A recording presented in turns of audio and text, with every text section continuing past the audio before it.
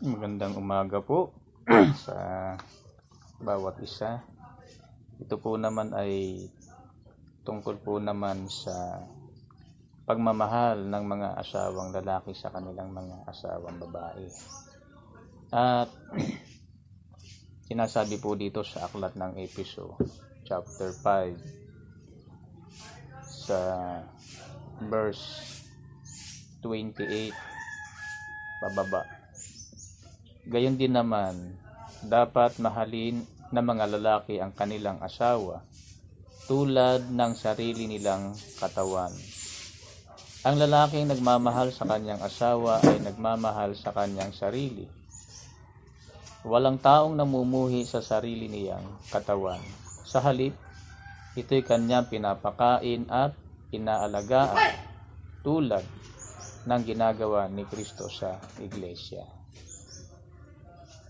Ito po'y utos sa mga lalaki na mahalin po ang mga asawang babae.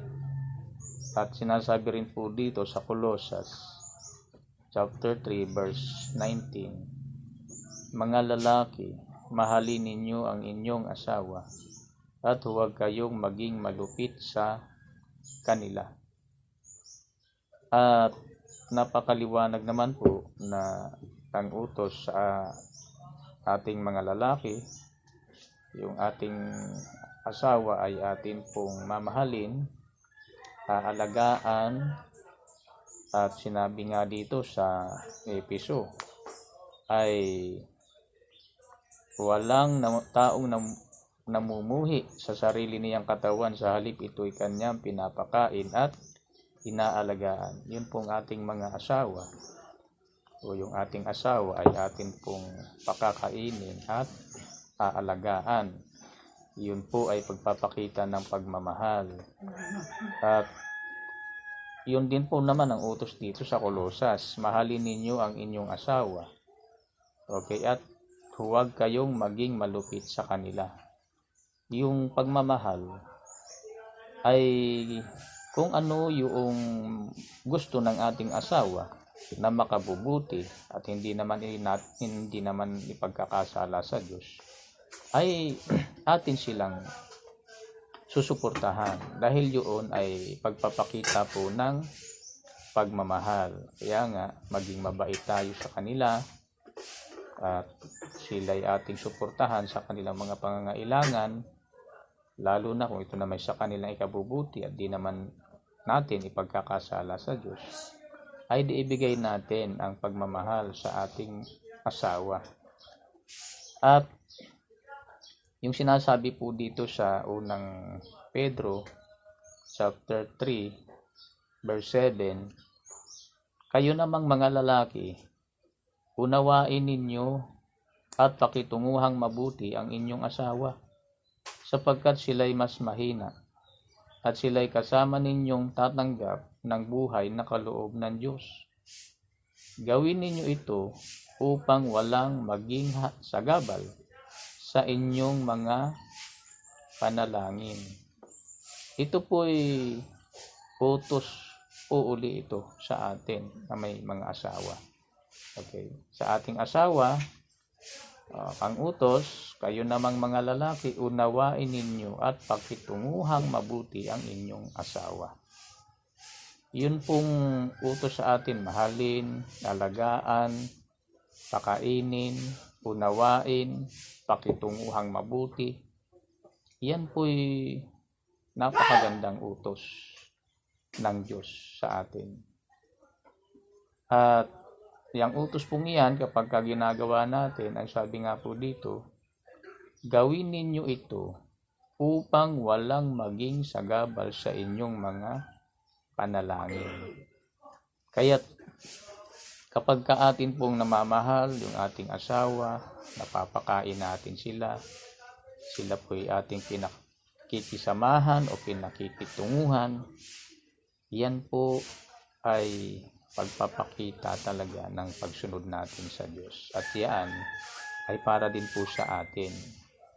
Okay, kapag atin pong minamahal ang ating asawa, ay dinidinig po ng Diyos ang ating mga panalangin. Ang kasalanan po ay hadlang sa panalangin. Ang pagsuway sa utos ng Diyos ay kasalanan. Kaya, yun pong mga sumusunod sa utos ng Diyos na mahalin ng asawa, alagaan ng asawa, pakainin ng asawa, unawain ng asawa, pakitunguhan ng asawa. Yan po ay utos sa atin nang sa gayon yung ating mga panalangin po ay dinggin ng Diyos dahil wala nang hadlang. Yung hadlang sa ating panalangin, kahit na po manalangin tayo kung ang ating namang asawa ay atin pong pinagmamalupitan, hindi po tayo diringgin ng Diyos sa ating panalangin. Kaya pakisamahan po natin, ibigay natin ang gusto ng ating asawa na hindi naman natin ipagkakasala sa Diyos. Mahalin natin sila, suportahan natin sila sa kanilang mga pangangailangan. Bigyan natin ng mga pangailangan sa kanilang ikabubuti. Dahil yun po yung utos sa atin ng Diyos. Mahalin natin ang ating asawa.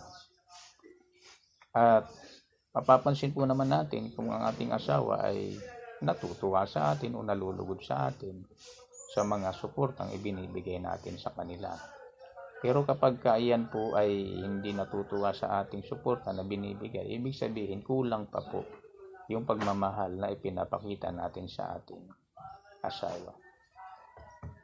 Okay.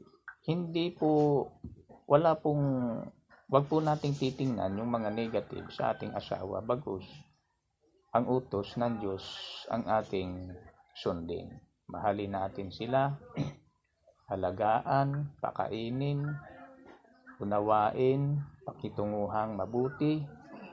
Yan po yung mga utos sa atin ng Diyos. Nang sa gayon, wala pong hadlang sa ating panalangin. Kaya pag tayo nanalangin, diringgin tayo ng Diyos. Yung mga panalangin natin, ipagkakaloob ng Diyos sa atin, para din po sa atin iyan. Okay, lalo na sa ating mga nasa religious group, sa mga naglilingkod sa Panginoon, talagang mahalaga po ito na atin pong pakitunguhan yung ating asawa. Dahil tayo madalas manalangin para po dinggin ng Diyos yung ating panalangin at wala na pong hadlang sa ating panalangin. At ganoon din sa mga taong nasa kumbaga may mga asawa na rin.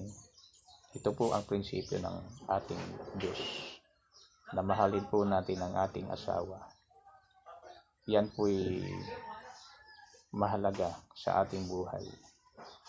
Kaya't pagkitunguhan natin, bigyan natin ng lahat ng kanilang kailangan hanggat ito'y sa kanilang ikabubuti, hindi naman ikasasama, hindi naman natin ipagkakasala sa Diyos. Kaya yung ating asawa, yan po'y talagang pinapaalagaan ng Diyos sa atin, pinamamahal ng Diyos sa atin yan. At salamat po sa ating Panginoon at sa bawat isa. Mahalin po natin ang ating asawa.